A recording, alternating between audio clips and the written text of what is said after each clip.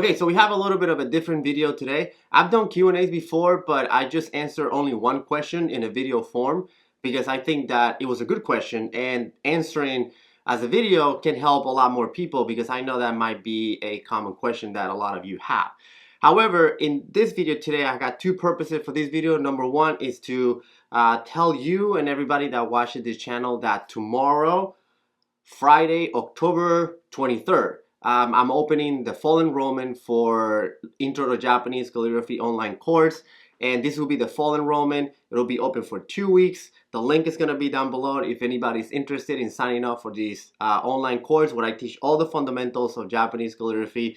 And this is the third time I'm opening enrollment for this course. Next enrollment will be in the winter, maybe around the holidays. I'm not sure yet. I haven't figured that out. The second purpose of this video, since I'm opening enrollment tomorrow for Intro to Japanese Calligraphy online course, I know there might be a lot of questions about Japanese calligraphy. I picked up a bunch of questions that I've gotten in different comments from different videos that I've done, and I answered to some of them in the comments. Some of them I just don't really have much time to spend on that, but I went through them and I pick a few of the questions that I think will help a lot of you that are watching and interested in Japanese calligraphy and Shodo and in the art of Shodo. Alright, let's get started.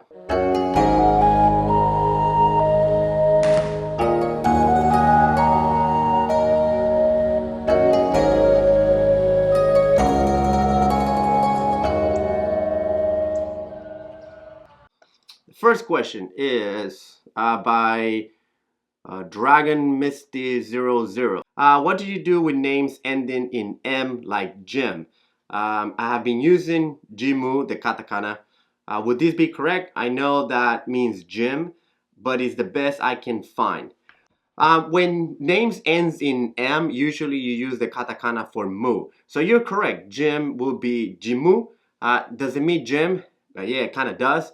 But that's kind of one of the things about translating Western names is that it's not a direct translation. You have to sort of kind of Japanize. I don't know how to say it, to make it Japanese. Your name, and your name is not Japanese, neither is mine. So our names are gonna sound a little bit weird in Japanese. So Ji-mu. Next one is Hari. Hello, can you make a tutorial to do Zen style? Please, I want to learn it. Yes, I'm working on Zen calligraphy. Not a tutorial. It's going to be part of my next course, which is Learn Shodo Advanced Techniques. I'm going to post the link down below for that. That course is not done yet. I'm working on it. And that course will be for people that already know Shodo. You either took my intro course or you've done Shodo somewhere else. You have a teacher or you took a workshop or something, but you know the fundamentals. You know the basic strokes. You know how to do kaisho, which is the block script, and so on and so forth. And this will be advanced techniques. It's mostly about Zen calligraphy and also how to do gyosho and sosho, which is the cursive, semi-cursive, and cursive script. I may do short videos about Zen calligraphy. I have those in my head and then they're on queue somewhere, but a full tutorial on how to do Zen calligraphy, that's more than just a 3-4 minute video. That's a whole course on its own. CraftCat asks, how do you translate Caitlin? I do get a lot of these. I do get a lot of people asking me how to translate their name for two reasons. One, because I made a video on how to translate your name in Japanese, which I'll link. And the other one, because I made a video a while ago about Hanko, your seal stamps. And then in that video, I said that if you want your name to translate, to contact me. But that was a long time ago and I wasn't that busy then.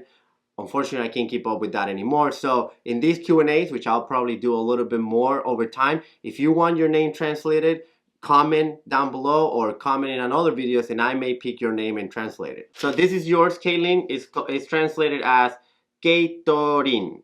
Kashif or Alexander asks, is there a version of this something similar for desktop Mac Mini?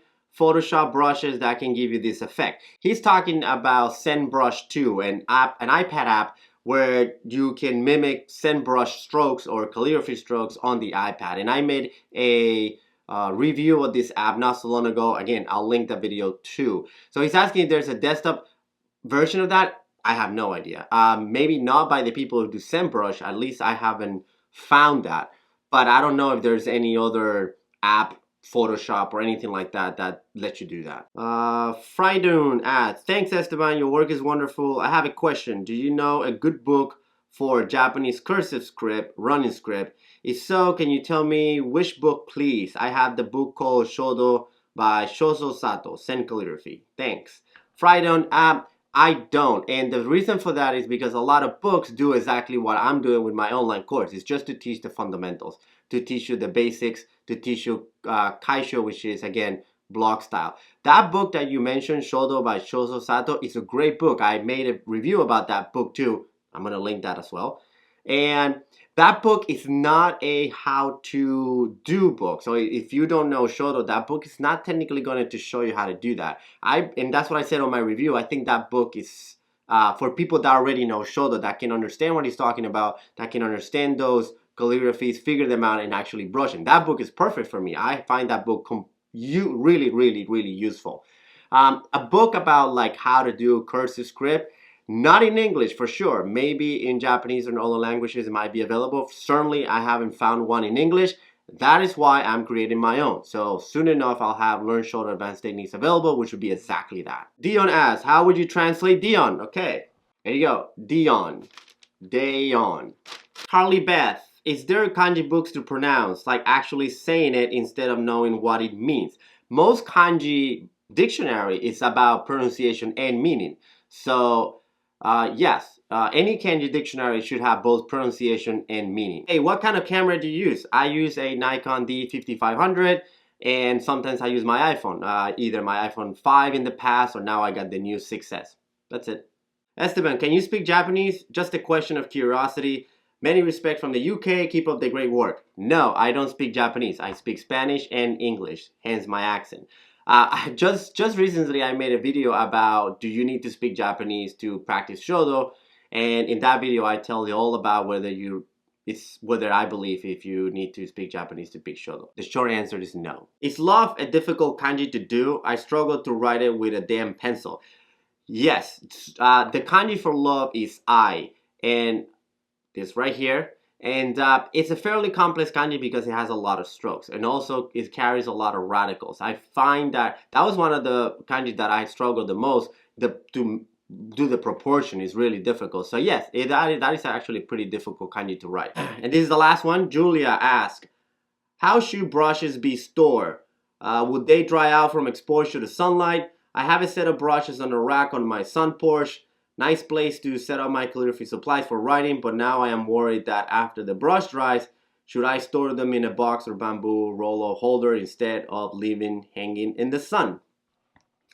Julia, first of all, I would never let the brushes dry in the sun. I think the sun might be a little too harsh for it. The best way to store your brushes is to hang them, and I'll show you what I do.